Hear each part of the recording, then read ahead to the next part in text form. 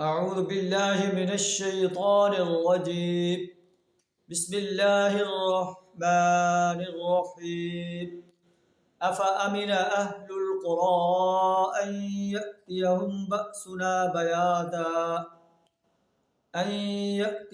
بأسنا بياتا وهم نائمون. صدق اللہ العظیم.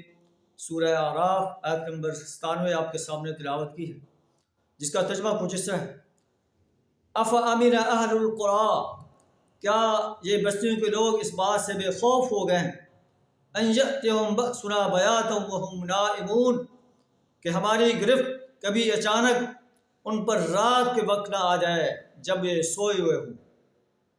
کیا بستیوں والے اس بات سے بے خوف ہو گئے ہیں کہ ہماری گرفت دن کے وقت انہیں نہ اپنے لپیٹ پہ لے لے، وہم یلعبون، جب یہ کھیل میں مصروف ہوں۔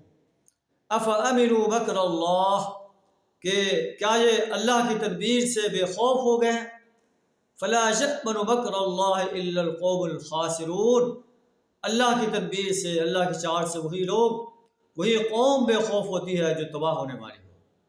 آئیے ہم بھی بحیثیت قوم، بحیثیت فرد، بحیثیت پاکستانی قوم اپنا محاسبہ کریں، کیا ہم ایمان اور تقوی سے اپنے آپ کو آراستہ کیے ہوئے ہیں؟